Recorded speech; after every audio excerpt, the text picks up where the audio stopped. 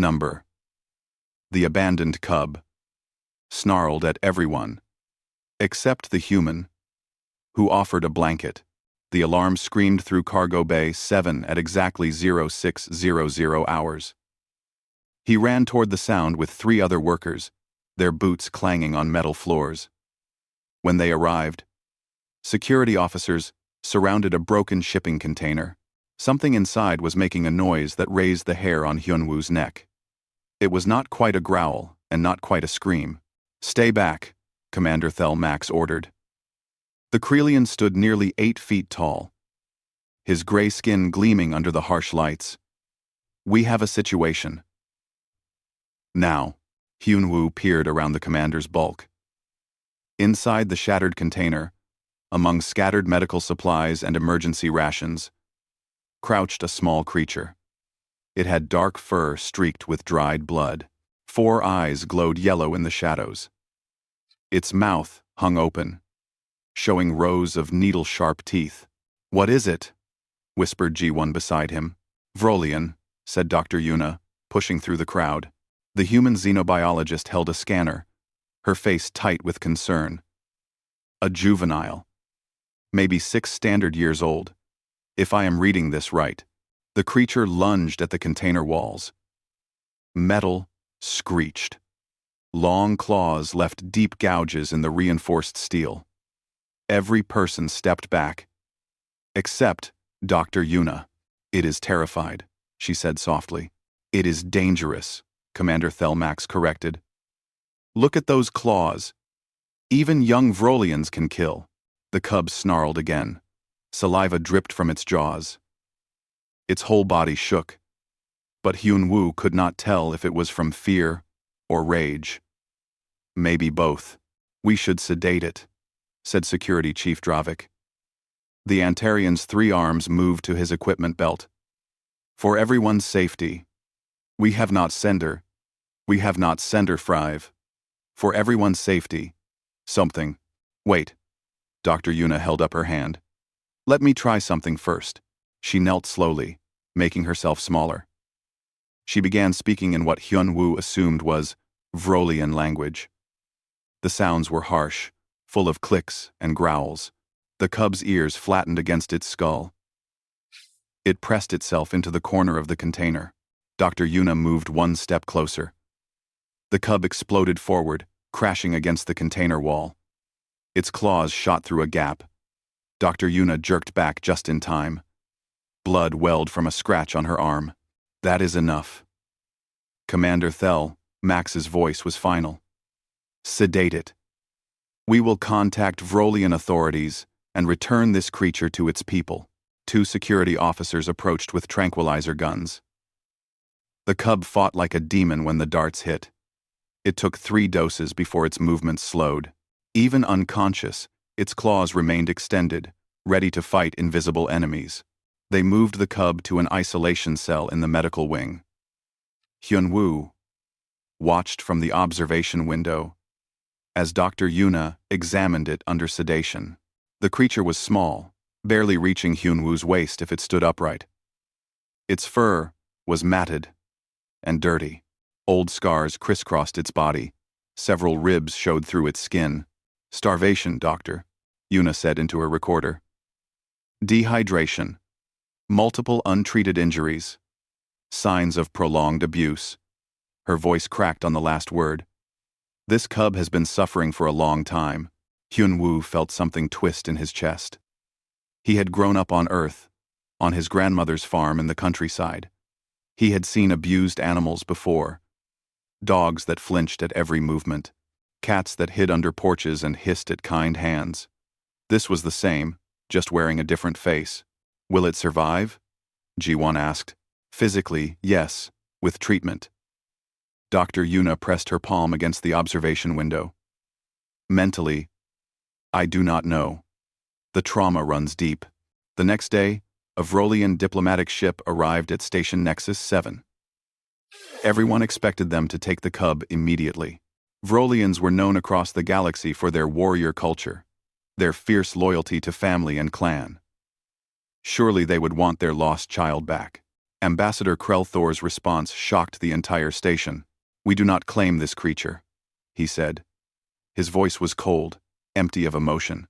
He stood in Commander Thelmax's office, tall and proud in his ceremonial armor. "It was disposed of according to our laws." "Disposed of?" Dr. Yuna's face went white. "It is a child. It is defective." Krell-Thor did not even blink. "Born without proper warrior instincts. It cowers instead of fights. It whimpers instead of roars. Such weakness cannot be allowed in Vrolian bloodlines." "You abandoned a baby in a cargo container," Ji-Won said. Her hands were shaking. "You sent it away to die. We sent it away to remove shame from the clan." Krell-Thor straightened his armor. "What happened after is not our concern. The creature is no longer Vrolian in the eyes of our people." Commander Thelmax's face could have been carved from stone. "I see. Thank you for your time, Ambassador." After Krell-Thor left, the commander called an emergency meeting. Hyun-Woo was not important enough to attend, but Ji-Won told him everything later in the cafeteria. "They are talking about euthanasia," she whispered. "The cub has no guardian, no home. It cannot be released into any population. It is too dangerous and too damaged. There must be something we can do," Hyun-Woo said. "Like what? Adopt it?" Ji-Won laughed, but there was no humor in the sound. "Even if someone wanted to, who would take a Vrolian cub? They grow into apex predators. They need special food, special environments. And this one has been abused. It attacks everyone who gets close." Hyun-Woo thought about this while he worked his shift. He thought about it during dinner. He was still thinking about it at midnight, when he could not sleep. Finally, he got up. He grabbed his old blanket from his bunk. His grandmother had made it decades ago, before he left Earth. It was worn and faded, but it still smelled like home, like safety. The medical wing was quiet at night. Only emergency lights glowed in the corridors. Hyun-Woo nodded to the security guard on duty. "Just checking on something," he said. The guard shrugged and waved him through. The isolation cell's observation window was dark. Hyun-Woo could barely see the small shape huddled in the corner. He did not try to enter. He did not try to get close. Instead, he sat down on the floor outside the cell, his back against the wall. He pulled out the simple meal he had brought. Rice and vegetables. Nothing special. He ate slowly, not looking at the window. After a few minutes, he began to hum. It was an old song his grandmother used to sing while she worked in the garden. A lullaby, soft and gentle. A scratching sound came from inside the cell. Hyun-Woo kept humming. He kept his eyes on his food. Unthreatening. Calm. More scratching. Then silence. Hyun-Woo finished his meal. He set down his food container and spread his blanket on the floor beside him. Then, he just sat there, humming that old song, watching the corridor's empty spaces. He did not know if the cub was watching him. He did not know if it understood that he meant no harm. But he remembered something his grandmother once told him, back when he was young and impatient. "Trust is not given," she had said, her weathered hands gentle on a frightened puppy's head. "It is grown, like rice in a field. You plant it with patience. You water it with kindness. You wait, even when waiting is hard." So Hyun-Woo waited. He hummed his grandmother's lullaby in the dark, empty corridor. And somewhere in the shadows of the isolation cell, 4 yellow eyes watched him from the safety of a corner. After an hour, Hyun-Woo stood up. He folded his blanket carefully and walked away. He did not look back. He did not try to see if the cub had moved or changed position. Tomorrow, he would come back. And the day after that. Behind him, in the darkness, a small sound emerged. Not quite a snarl, not quite a growl. Something softer. Something that might, with time and patience, become something else entirely. Number the abandoned cub, snarled at everyone, except the human who offered a blanket. 3 days passed like slow-moving ice. The cub remained in isolation. attacking anyone who came too close. Dr. Yuna managed to get food and water into the cell using remote delivery systems. But the creature barely ate. It spent most of its time pressed into corners, watching everything with those burning yellow eyes. Hyun-woo came every night at midnight. He always brought his blanket and a simple meal. He always sat in the same spot outside the cell. He always hummed the same lullaby. He never tried to enter.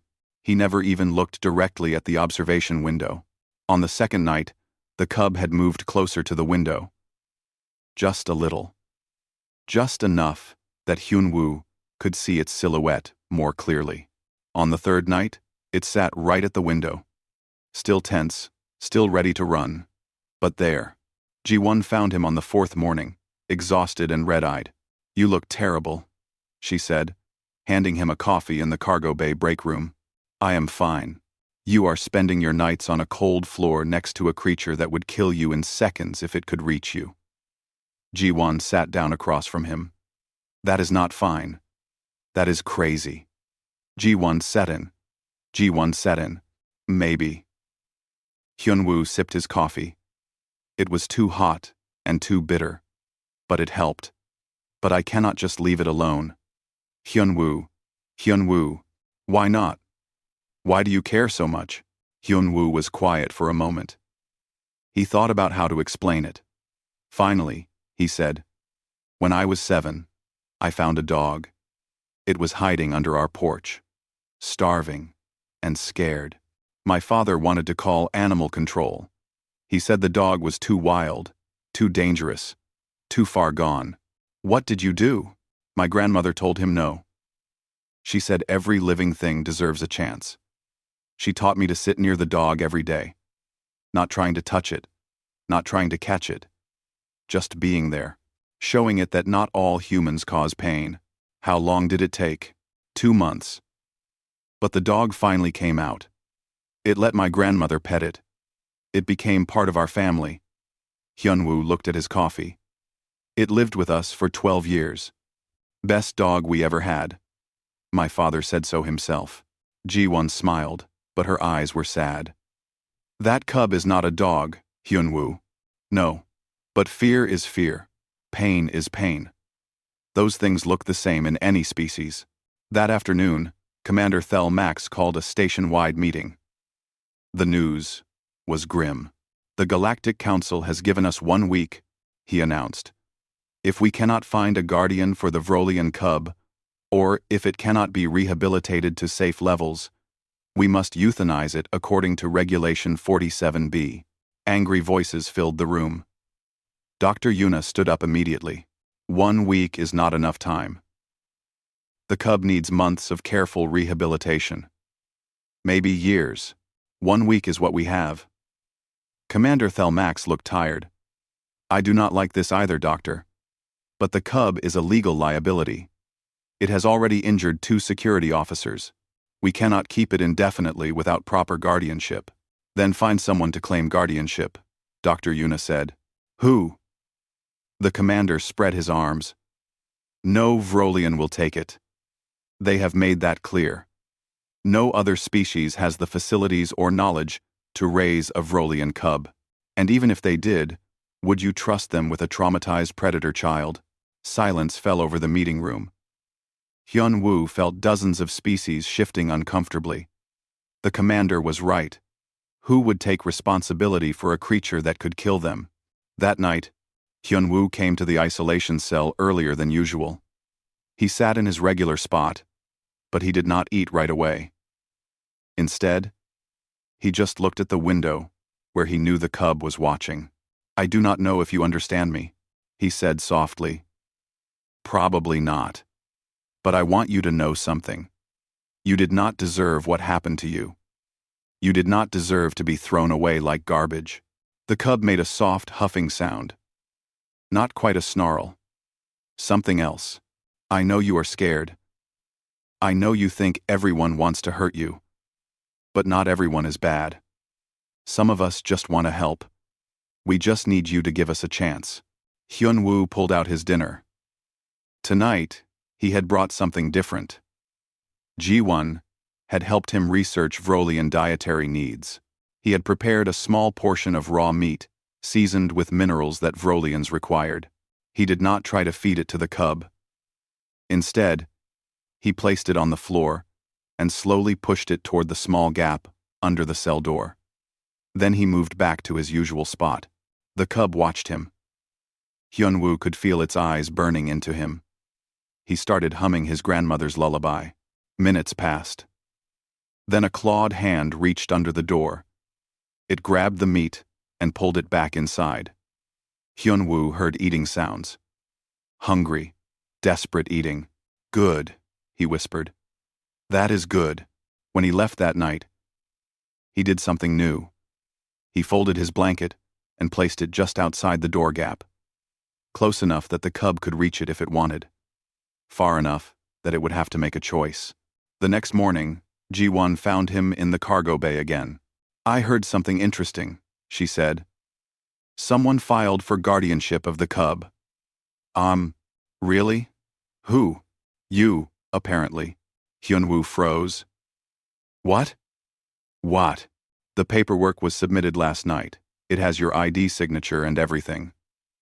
Ji-won crossed her arms. Want to tell me what is going on? Hyunwoo's mind raced.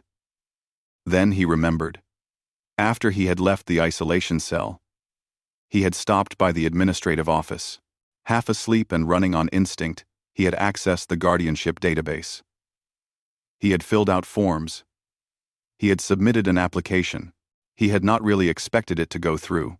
It had seemed like a dream, something unreal. But apparently, it was very real. I did it, he said slowly. I filed for guardianship. Are you insane? Ji-won's voice rose. Hyunwoo, that is a Vrolian cub. It will grow into a predator that could tear you apart. It is traumatized and dangerous. You live in a small apartment on a space station. You work long hours. You have no experience raising alien children. This is impossible. Maybe. Hyunwoo met her eyes. But what is the alternative? Let them kill it? That is not your responsibility. Then whose is it? Hyunwoo felt something hot building in his chest. Everyone keeps saying someone should do something. Someone should help. Someone should care. Well, I am someone. Maybe I cannot fix everything. Maybe I will fail. But at least I am trying. Ji-won stared at him for a long moment. Then she sighed and sat down heavily. You are the most stubborn person I have ever met. My grandmother said the same thing. She was right. Ji-won pulled out her data pad. Okay. If you are really doing this, you will need help. Vrolian cubs need special nutrition, environmental enrichment, medical care. Let me see what I can research. You will help me? Someone has to keep you from getting killed. She smiled, but it was shaky. Besides, maybe you are right. Maybe someone needs to try. The station erupted in debate when news of Hyunwoo's guardianship application spread. Some people called him brave. Others called him stupid. A few called him dangerous, saying he was risking station safety for sentimental feelings. Commander Thelmax called Hyunwoo to his office on the 5th day. Do you understand what you are asking for? The commander's voice was not unkind, just tired. Raising a Vrolian cub is a lifetime commitment. They live for over 100 standard years. They have complex needs. And this cub is severely traumatized. Even with perfect care, it may never fully recover. I understand, Hyunwoo said. Do you? Really? Commander Thelmax leaned forward. Humans are considered soft by galactic standards. Weak. Emotional. Many species think you are unfit to raise your own children, let alone someone else's predator species. Let them think what they want. It is not just about opinions. The law requires you to prove you can meet the cub's needs. Physical, mental, emotional. You will be monitored constantly. One mistake, one injury, one sign that the cub is not thriving, and guardianship will be revoked. The cub will be euthanized. Can you live with that pressure? Hyunwoo thought about his grandmother. About sitting in the garden, waiting for that scared dog to trust them. About patience and kindness, and the stubborn refusal to give up. Yes, he said. I can. Commander Thelmack studied him for a long time. Finally, he nodded. Guardianship approved. Probationary period of 3 months. Conditions will be strict, but you will have your chance. That night, Hyunwoo came to the isolation cell with his heart pounding. The blanket he had left was gone. Pulled inside the cell, he could see it through the window now, wrapped around the small dark shape in the corner. He sat in his usual spot. He hummed his usual song, but tonight felt different. Tonight felt like a beginning. Hello, he said softly. My name is Hyunwoo. Starting tomorrow, I am your guardian. I do not know if that means anything to you, but it means something to me. It means I will not give up on you. Not ever. The cub watched him with those 4 yellow eyes, and for the first time, it did not snarl. The abandoned cub snarled at everyone, except the human, who offered a blanket. Moving the cub to its new home took 4 hours and half the station's security team. Nobody wanted to take chances. Dr. Yuna sedated it while Hyunwoo waited outside, feeling sick with worry. They transported the sleeping cub in a reinforced container to the modified habitat next to his quarters. The habitat was small but carefully designed. Dr. Yuna had helped Hyunwoo set it up. There were soft places to sleep, climbing structures, and a viewing window that could be dimmed for privacy. One wall had a door that connected to Hyunwoo's apartment, but it was locked and reinforced. The cub could see into his living space, but not enter. Not yet. When the cub woke up, it panicked. Hyunwoo heard the sounds through the wall, crashing, snarling, the screech of claws on metal. He wanted to rush in and help, but Dr. Yuna had been clear. Do not crowd it. Do not force anything. Let it adjust at its own pace. So Hyunwoo sat on his side of the viewing window and waited. After an hour, the sounds stopped. The cub appeared at the window, pressed against the glass, breathing hard. It stared at Hyunwoo with wide eyes. Hello, Hyunwoo said. He did not stand up, did not move toward it. Just sat there, cross-legged, with his hands in his lap. Welcome home. The cub's lips pulled back, showing teeth. But it did not snarl. It just watched. This became their routine. Every morning, Hyunwoo would sit by the window while he ate breakfast. He would talk quietly about his day. About nothing important. The weather on Earth. Old stories his grandmother told him. What he was planning for dinner. At first, the cub stayed far away. It would watch from the shadows, only its eyes visible. But slowly, day by day, it came closer. By the end of the first week, it sat on its side of the window, while Hyunwoo sat on his. Feeding time was tricky. Dr. Yuna had provided a list of foods Vrolian cubs needed. Meat, mostly, but also certain minerals and vitamins. Hyunwoo used the habitat's remote delivery system, placing food through a secure slot. The cub would not eat while he watched, so he learned to deliver meals and then leave the room. Ji-won came by on the 8th day with a pile of research files. I have been talking to a human child psychologist named Dae-hyun, she said, settling onto Hyunwoo's couch. He works with trauma cases on Earth. He says what you are doing is right. Routine is important. Predictability. The cub needs to learn that its world is safe now. It still will not let me close, Hyunwoo said. If I stand up too fast, it runs. If I move toward the door, it hides. That is normal. Trust takes time. Ji-won pulled up a file on her pad. Dae-hyun suggested something interesting. He says traumatized children respond well to indirect interaction. Games, puzzles, things that do not require face-to-face contact. What kind of games? Simple ones. Rolling a ball back and forth. Puzzle boxes with treats inside. Anything that lets the cub engage with you without feeling threatened. Hyun-woo tried it that evening. He placed a soft ball near the viewing window on his side, then gently rolled it against the glass. The cub jerked back, startled. Hyun-woo rolled the ball again, and again. On the fourth roll, the cub reached out and touched the glass where the ball hit. Its claws made a soft, tapping sound. Hyun-woo smiled. Good. That is very good. The next day, Ji-won brought a puzzle box. It was designed for Vrolian cubs, with hidden compartments that opened when manipulated correctly. Inside, Hyun-woo placed pieces of the cub's favorite food. He put the box in the habitat using the delivery slot, then sat back to watch. The cub approached cautiously. It sniffed the box, touched it, then, slowly, began working at the latches. It took 20 minutes. But the cub solved the puzzle. When it opened the final compartment and found the food, it made a sound Hyun-woo had never heard before. Not a snarl or a growl.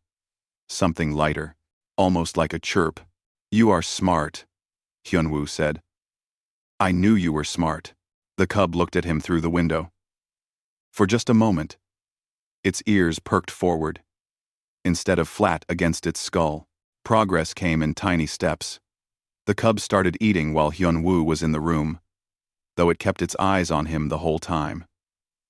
It stopped hiding when he moved around his apartment. It began responding to his voice, its ears twitching when he spoke. On the 15th day, Merchant Quillix visited the station. The hexapod trader was an old friend of Ji-won's, and she had asked him to bring something special. Quillix arrived with a bag of Vrolian dietary supplements, rare minerals that would help the cub's development. Difficult to find, Quillix said, his 6 legs clicking on the floor as he entered Hyun-woo's apartment. Vrolians do not like sharing their resources with other species. But I have contacts. I called in favors. Thank you, Hyun-woo said. How much do I owe you? Nothing. This is a gift. Quillix peered through the viewing window at the cub, who had retreated to a corner. I have heard what you are doing. People talk about it. Some say you are foolish. Others say you are brave. I think you are kind. Kindness is rare in this galaxy. It should be rewarded, not charged for. After Quillix left, Hyun-woo prepared the supplements according to Dr. Yuna's instructions and added them to the cub's dinner. That night, the cub ate more than usual. Its fur, which had been dull and patchy, seemed a little brighter. The breakthrough came on the 23rd day. It started with an emergency drill. Station Nexus 7 ran safety drills every month. Alarms would sound, lights would flash, and everyone would move to designated safe zones. It was routine, boring, something Hyun-woo barely thought about anymore, but he forgot about the cub. The alarm started at 1,400 hours. Hyun-woo was in his apartment, reading through more research files from Daehyun. The sound was deafening, a shrieking wail that vibrated through the walls. Red emergency lights flashed in quick pulses. Through the viewing window, Hyun-woo saw the cub go completely wild. It threw itself against the walls, screaming in terror. Its claws tore at everything. It was not trying to escape. It was trying to fight invisible attackers, trapped in some memory of past trauma. Hyun-woo did not think. He ran to the habitat door, unlocked it, and stepped inside for the first time. The cub was in the corner, thrashing and screaming. It did not seem to see him. It was lost in panic, drowning in fear. Hey, Hyun-woo said, but his voice was swallowed by the alarms. He sat down on the floor, the same way he always did. The same position, the same posture. Then he pulled his grandmother's blanket around his shoulders like a cape and began to sing. His voice was shaky at first.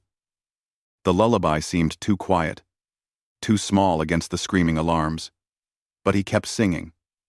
The same song he had sung every night for 23 days. The cub's movements slowed. Its head turned toward him. Those 4 yellow eyes focused, seeing him for the first time since the alarms started. Hyun-woo kept singing, kept sitting, Did not reach out, did not move forward. Just existed there, steady and calm. Wrapped in his blanket, the cub took one step toward him. Then another. It was still shaking, still terrified, but it was moving toward him instead of away. When it reached him, it hesitated. Hyun-woo could see every muscle tense, ready to run. But he just kept singing, kept being steady, slowly. So slowly it almost did not seem real. The cub pressed against his side. It was heavier than Hyun-woo expected, solid with muscle despite its small size. Its fur was soft under the rough outer layer. It trembled like a leaf in a storm. Hyun-woo carefully extended the blanket to cover them both. The cub made a small sound, somewhere between a whimper and a sigh. It tucked its head against Hyun-woo's chest, over his heart. They sat like that until the drill ended. Even after the alarm stopped and silence returned, they did not move. Hyun-woo was afraid that any movement would break the spell, would send the cub running back to its corner. Finally, Ji-won's voice came over his communicator. "Hyun-woo? Are you okay? You did not report to your safe zone." "I am fine," he said quietly. "Better than fine." "What happened?" Hyun-woo looked down at the small creature pressed against him, finally still, finally peaceful. "I think we just made progress." That night, after the cub had eaten and settled into its sleeping area, Hyun-woo sat by the viewing window like always. But something had changed. The cub came to the window and pressed its paw against the glass. Hyun-woo pressed his hand to the same spot. "I need to give you a name," he said. "I cannot just keep calling you the cub. You are more than that. You are a person. You deserve a name." The cub tilted its head, as if considering this. "I have been thinking about it." Hyun-woo continued. "There is an old Earth word, Kavi. It means poet, or someone who creates beautiful things. Your people rejected you because they said you were not a warrior. But maybe you are something better. Maybe you are someone who can create instead of destroy." The cub blinked slowly. Hyun-woo chose to believe it understood. "Kavi," he said. "Your name is Kavi. Kavi. Kavi. Kavi. Kavi. Kavi." From that day forward, Kavi no longer hid when Hyun-woo entered the habitat. They sat together often, always with the blanket, always with patience. Kavi still did not let anyone else close. Dr. Yuna had to use remote systems for medical checks. Security cameras showed that Kavi would snarl if other station personnel came near. But with Hyun-woo, Kavi was different. With Hyun-woo. On the 30th day, Ji-won brought news. "People are talking," she said. "About you and Kavi. Some good things, some bad things. But mostly, people are curious. How did a human succeed where everyone else failed?" Hyun-woo thought about this while Kavi dozed nearby, wrapped in the blanket. "I did not succeed," he said finally. "We are both just learning. Learning that the world does not have to be full of pain. Learning that patience is stronger than force. Learning that trust is possible, even when everything says it is not." Ji-won smiled. "That sounds like success to me." Number, the abandoned cub, snarled at everyone, except the human who offered a blanket. 2 months into the probationary period, everything changed. Someone had recorded video of Hyun-woo working in the cargo bay, with Kavi sleeping peacefully beside him, wrapped in the old blanket. The footage showed the cub's head resting on Hyun-woo's lap while he sorted inventory reports. Ji-won found out first. She burst into his apartment, her eyes wide. "You have gone viral," she said, thrusting her datapad at him. Hyun-woo watched the video play. Below it, the view counter kept climbing. Thousands, tens of thousands, hundreds of thousands. The comments section was exploding. "This is wrong," wrote someone with a Krellian ID. "Making a pet of a sentient being. Disgusting." "This is beautiful," wrote a Terran. Love transcends species. Humans are too soft, wrote a Vrolian. This will end in tragedy. I wish someone had shown me this kindness, wrote an anonymous user. The video spread across the galactic network like fire. News stations picked it up. Opinion writers analyzed it. Social media platforms argued about it. Within 3 days, Hyunwoo's name was known across dozens of star systems. He hated it. I did not want this attention, he told G1. I just wanted to help Kavi. Too late now. You are a symbol. She scrolled through more comments. Some people see you as a hero. Others think you are making a dangerous mistake. And the Vrolians are very, very angry. She was right. The Vrolian homeworld issued an official statement condemning what they called the corruption of Vrolian nature by human sentimentality. Ambassador Krell returned to Station Nexus 7, demanding a formal investigation, but not everyone disapproved. A message arrived from someone unexpected. Elder Vrokmar, a Vrolian scholar, Hyunwoo, had never heard of. I must speak with you, the message said. What you are doing is more important than you know. They met in a private conference room. Elder Vrokmar was old. His dark fur streaked with gray. Scars covered his body. But his eyes were kind. Unusual for a Vrolian. You have caused quite a disturbance, he said, settling into a chair designed for his species. I did not mean to. No. I believe you did not. But sometimes, the most important things happen by accident. Elder Vrokmar pulled out a data chip. I am going to share something with you. Information that is forbidden on the Vrolian homeworld. Why forbidden? Because it contradicts the story my people tell themselves. The elder loaded files onto the conference room display. Ancient images appeared. Vrolians, but different. Some in robes, carrying books instead of weapons. Some creating art, music, poetry. This is my people's true history. Elder Vrokmar said. Before we became warriors, we were many things. Scholars, artists, philosophers, healers. But over the centuries, the warrior caste gained power. They rewrote our culture, our laws, our very identity. They said that only strength mattered, only fighting, only conquest. Hyunwoo stared at the images. What happened to the others? The non-warriors? They were eliminated, bred out, killed, exiled. Elder Vrokmar's voice was heavy with grief. Any Vrolian born without warrior traits was labeled defective. For 500 years, we have been destroying our own children because they do not fit our narrow definition of what a Vrolian should be. That is horrible. Yes, it is. The elder touched one of the images, a young Vrolian reading under a tree. I was almost one of them, born with too much curiosity and too little rage. My father hid me, trained me in secret, taught me to pretend. I survived by lying about who I was. Kavi is what I should have been. Gentle, different. Upbeat, teen, upbeat, different, real.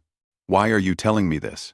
Because you are giving Kavi something no one gave me, permission to be himself.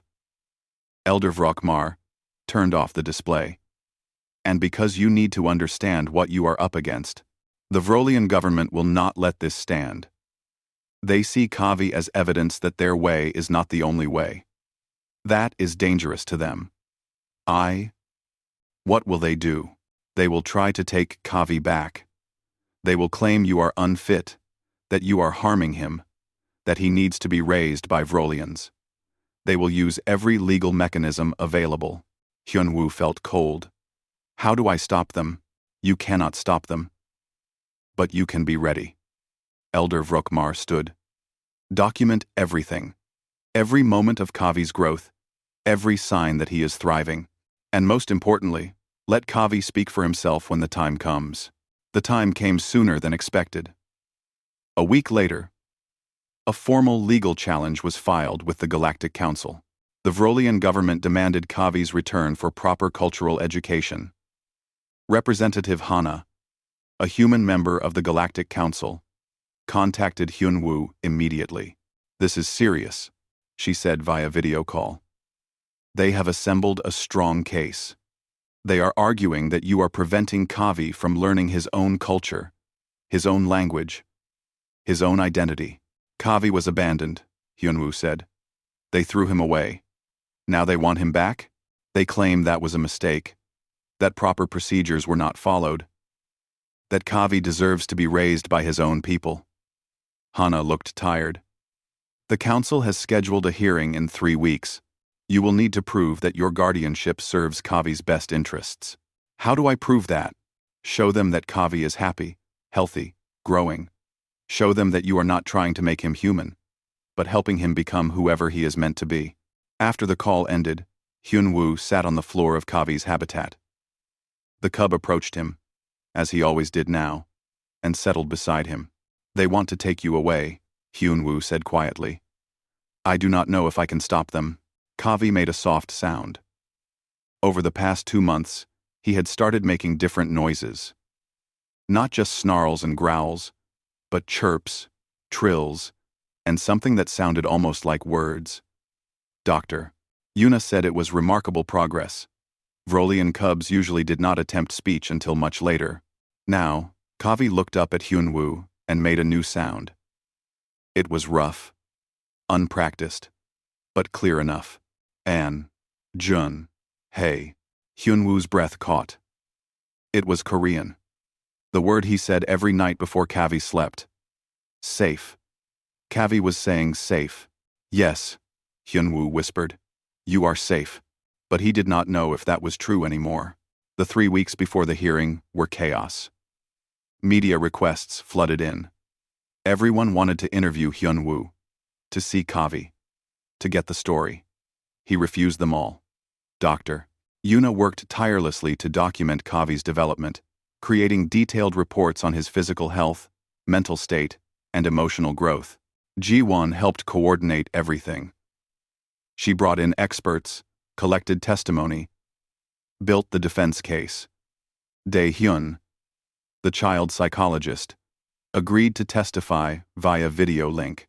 Merchant Quillix offered to speak about Kavi's dietary needs and how well they were being met. But the most surprising support came from an unexpected source. Young Vrolians, scattered across the galaxy, began speaking out. They called themselves the Silent Ones. They had been born different, like Kavi, but had learned to hide it. Now they were coming forward, sharing their stories. "I pretend to be fierce, but I love music," one wrote. "I train as a warrior, but I dream of studying medicine," wrote another. "I have hidden my true self for 20 years. Kavi gives me hope," wrote a third. Elder Vrokmar collected these testimonies and prepared to present them at the hearing. "You have started something bigger than you know," he told Hyun-woo. "A revolution, perhaps, or at least a conversation that is long overdue." The night before the hearing, Hyun-woo could not sleep.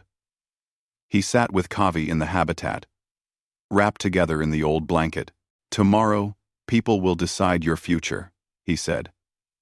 "I wish I could promise everything will be okay. But I cannot. I can only promise that I will fight for you. That I will not give up. That no matter what happens, you will always matter to me." Kavi pressed closer. His 4 eyes watched Hyun-woo's face. Then he did something he had never done before. He placed his paw over Hyun-woo's heart and held it there. Dr. Yuna had shown Hyun-woo this gesture in her research. It was ancient Vrolian. From before the warrior culture dominated. It was called a heart bond. A promise between souls. It meant, you are part of me. I am part of you. We are family. Tears burned in Hyun-woo's eyes. "Yes," he said. "Family. Always family." The next morning, they traveled to the Galactic Council chambers. Kavi had never left the station before. He was frightened by the crowds, the noise, the strange smells. But he stayed close to Hyun-woo, holding onto his hand with one clawed paw. People stared. Cameras recorded everything. Security was tight, afraid of incidents. But Kavi did not snarl at anyone. He did not attack. He just held Hyun-woo's hand and walked forward with as much courage as a frightened child could manage. In the waiting room, Elder Vrokmar met them. "Are you ready?" the old Vrolian asked. "No," Hyun-woo said honestly. "But we will do it anyway." "Good." That is what courage is. Not the absence of fear, but action, despite it. Elder Vrokmar knelt down to Kavi's level. "Little one, you do not have to speak if you do not want to. No one can force you. But if you choose to speak, the whole galaxy will listen. You have that power now." Kavi looked at Hyun-woo, then at the elder, then back at Hyun-woo. "It is up to you," Hyun-woo said. "Whatever you want to do, I will be there with you." An official appeared at the door. "It is time." Hyun-woo took a deep breath. He held Kavi's paw a little tighter. Together, they walked toward the chamber doors, toward the judgment that waited beyond, toward a future that neither of them could see. But they walked together. And that, Hyun-woo thought, made all the difference. The abandoned cub, snarled at everyone. Except the human who offered a blanket, the Galactic Council chambers were enormous. Thousands of seats rose in tiers around a central platform. Representatives from hundreds of species filled the space. The air hummed with dozens of languages being translated in real time. Cameras recorded everything, broadcasting to billions of viewers across the galaxy. Hyun-woo walked to the platform with Kavi beside him. He could feel his heart pounding so hard it hurt. Kavi's claws dug into his hand, but Hyun-woo did not mind. They were both scared. At least they were scared together. The head judge was a Materian, a species known for fairness. She looked down at them with her 6 eyes and spoke in a voice that filled the chamber. "This hearing will determine the future of the juvenile Vrolian known as Kavi. The Vrolian government claims that Kavi should be returned to his people for proper cultural education. Guardian Hyun-woo claims that such a return would harm Kavi. We will hear arguments from both sides." Ambassador Krelthor stood first. He looked exactly as Hyun-woo remembered. Cold, proud, certain of his rightness. "Kavi is Vrolian," the ambassador began. "That is a fact that cannot be changed. Vrolian children must be raised in Vrolian ways. They must learn our language, our customs, our values. They must understand what it means to be part of our great warrior culture." "But Kavi was abandoned," Representative Hana interrupted. "Your people threw him away." "A mistake," Krelthor said smoothly. "Improper procedures were followed. The individual responsible has been disciplined. But that administrative error does not change Kavi's heritage. He belongs with his own kind." "His own kind rejected him," said Elder Vrokmar, standing in the witness area. "They called him defective. They left him to die in a cargo container. Now you want him back? Why this sudden concern?" Krelthor's expression hardened. "Because a human is corrupting him. Look at him, holding hands like a pet, speaking alien languages, living in a soft, safe environment that does nothing to prepare him for life as a Vrolian. This is not kindness. This is harm dressed in sentiment." "Guardian Hyun-woo," the head judge said, "you may present your defense." Hyun-woo stood. His legs felt weak, but he made himself speak clearly. "Kavi was starving when we found him. He was injured, traumatized, and alone. He attacked everyone who came near him because he had learned that everyone meant pain. I did not try to make him human. I just tried to show him that not everyone would hurt him." "And what qualifications do you have?" Krelthor asked. "To raise a Vrolian cub?" "None," Hyun-woo admitted. "I am just a cargo worker. I have no special training. But I have patience. I have kindness. And I have time. Those are the qualifications that mattered to Kavi." Dr. Yuna stood to present her findings. She displayed charts and medical reports on the chamber's main screen. When Kavi arrived, he weighed 30% less than healthy cubs his age. He had multiple untreated wounds. His stress hormones were dangerously elevated.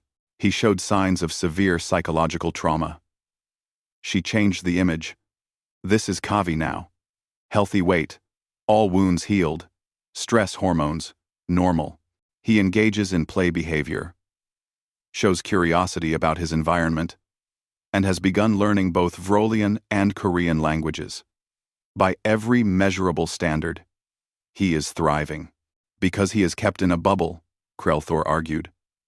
Protected from all challenge, all difficulty. What happens when he must face the real world? He will be weak, helpless, neither Vrolian nor human, but something broken between. Is kindness weakness? Asked Representative Hana. Is trauma necessary for strength? The Vrolian government abandoned Kavi because he did not fit their narrow definition of acceptable. Now they want to reclaim him, not because they care about his well-being, but because his existence challenges their worldview. We care about preserving our culture, Krelthor said. Your culture of discarding children who are different? Elder Vrokmar's voice was sharp. Let me tell the council something about Vrolian culture. Real Vrolian culture. Not the sanitized version we show outsiders. He activated his own presentation. The ancient images appeared. Vrolians creating art, writing poetry, healing the sick. The chamber went silent. This is what we were, Elder Vrokmar said. Before the warrior caste took control and eliminated everyone who did not fit their vision. For 500 years, we have been killing our own children because they were gentle, curious, kind. How many geniuses have we lost? How many artists, scientists, healers, how many Kavis have died alone in cargo containers? Murmurs spread through the chamber. Krelthor's face was rigid. These images are forbidden. Illegal to distribute on the Vrolian homeworld. Yes, because they prove your culture is built on genocide, on the systematic destruction of your own people's diversity. Elder Vrokmar's voice broke. I was almost one of them. I survived by hiding, by pretending to be someone I was not. I have lived a lie for 70 years. Kavi should not have to do the same. This is not about ancient history, Krelthor said.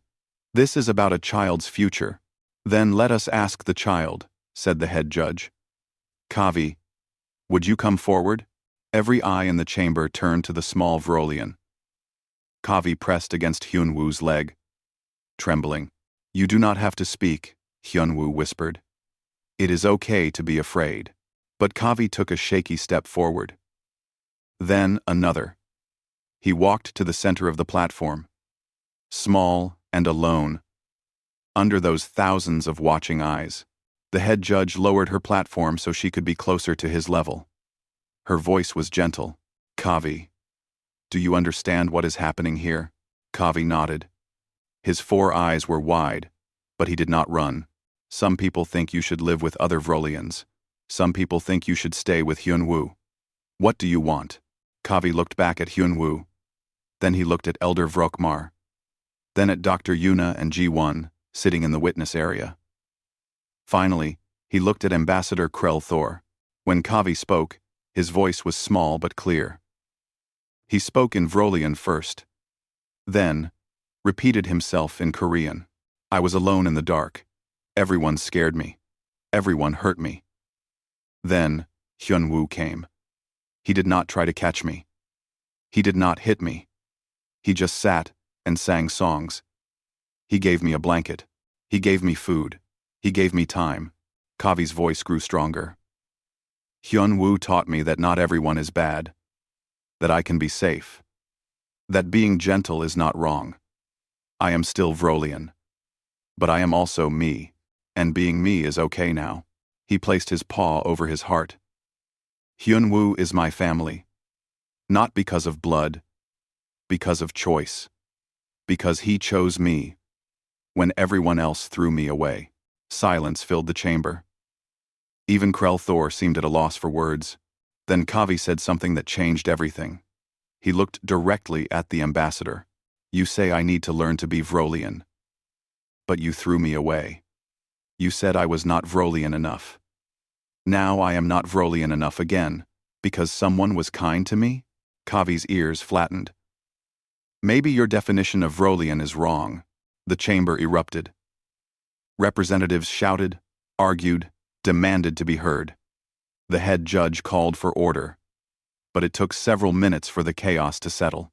When it finally did, she spoke carefully. This council must consider many factors: cultural preservation, individual welfare, legal precedent. We will deliberate and return with our decision. Dans Vermone, with willing 5, like signing daughter, other men. The wait was agony. Hyun-woo sat in a private room with Kavi wrapped in his arms, the old blanket around both of them. Ji-won paced.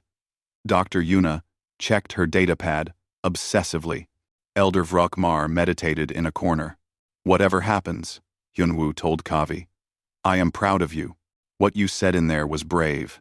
Kavi made a soft chirping sound. Scared. Being brave means doing something even when you are scared. You were the bravest person in that room. 3 hours later, they were called back. The chamber was quieter now, but tension filled the air. The head judge looked tired. The council has reached a decision. This is a complex case, with no perfect solution. We have weighed all arguments carefully. Hyun-woo held his breath. We find that Kavi's welfare is the paramount concern. Guardian Hyun-woo will retain custody. However, to address cultural concerns, Kavi will also receive regular education from Elder Vrokmar in Vrolian history, language, and traditions. This will ensure Kavi maintains connection to his heritage while remaining in a safe, nurturing environment. Relief washed over Hyun-woo so powerfully he almost fell. Kavi made a high, happy chirping sound. Ji-won was crying. Dr. Yuna looked like she might faint, but the head judge was not finished. Furthermore, this case has revealed a disturbing pattern of abandonment across multiple species. The council is establishing a new initiative. Multi-species rehabilitation centers will be created to care for abandoned or traumatized youth of all kinds. Guardian Hyun-woo and his associates will help develop the pilot program on Station Nexus 7. She looked directly at Ambassador Krell-Thor. And the Vrolian government is hereby notified that the practice of abandoning cubs deemed defective constitutes a violation of galactic child welfare standards. Immediate reforms are required, or sanctions will be imposed. Krell-Thor stood stiffly. For a moment, Hyun-woo thought he would argue. But the ambassador simply bowed his head and left the chamber. Outside, the crowds were enormous. Some cheered. Some jeered. Most just watched, curious about this human and his Vrolian child. A young Vrolian pushed through the crowd. She was crying. Thank you, she said to Kavi. I have been hiding who I am my whole life. But you showed me I do not have to hide anymore. Thank you. More came forward. Young Vrolians, old Vrolians, Vrolians from every walk of life. Some just wanted to see Kavi. Others wanted to tell their own stories of being different, being rejected, being forced to pretend. This is bigger than we thought, Ji-won whispered. You started a movement. I just wanted to help one scared kid, Hyun-woo said. Sometimes that is how movements start. 5 years passed. The rehabilitation center on Station Nexus 7 became famous across the galaxy. Dozens of abandoned children from multiple species found homes there. Hyun-woo and Ji-won ran it together, with Dr. Yuna providing medical support and Elder Vrokmar teaching cultural education. Kavi grew into a young adolescent. He was small for a Vrolian, and gentler than most, but he was happy. He spoke 3 languages fluently. He loved puzzles and music and helping younger children at the center. He visited Elder Vrokmar twice a week to learn about Vrolian history. The real history, not the sanitized warrior myths. On a quiet afternoon, a new arrival came to the center. A Krellian child, maybe 4 years old, traumatized and scared. It had been abused by its birth family and rescued by station security. Now it sat in a corner of the intake room, snarling at everyone who came close. Kavi watched from the doorway. Then, he picked up a blanket from the supply shelf. It was new, Not old and worn like his blanket, but it was soft and warm. He walked slowly to the middle of the room and sat down, wrapping the blanket around his shoulders. He began to hum, an old Korean lullaby, the same one Hyun-woo had hummed to him 5 years ago. The Krelian child stopped snarling. Its 3 eyes focused on Kavi. Kavi just sat there, humming, being present without pressure.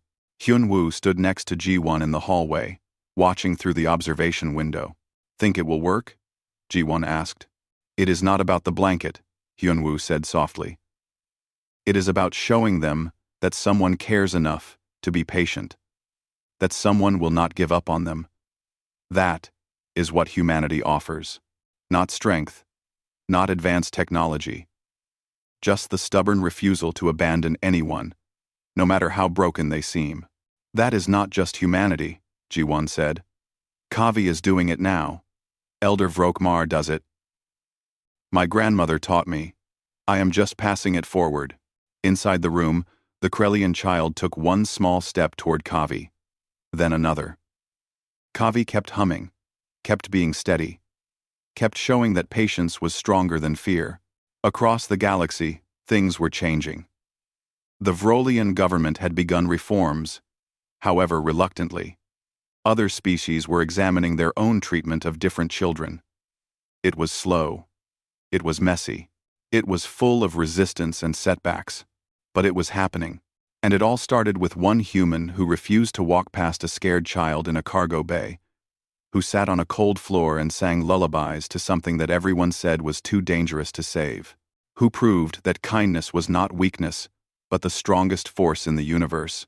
The Krelian child reached Kavi and tentatively touched the blanket. Kavi smiled and gently draped part of it over the child's shoulders. They sat together in silence, 2 damaged souls learning that trust was possible. In the hallway, Hyun-woo felt his grandmother's presence, as if she was standing right beside him. Every living thing deserves a chance, she had told him so many years ago. He had listened. He had believed. And in believing, he had changed not just one life, but thousands. The blanket remained draped over both children, a simple piece of fabric that had somehow become a symbol. A symbol of patience, of kindness, of the radical idea that no one, absolutely no one, was beyond saving. That was what humanity offered, and the galaxy was finally learning to listen.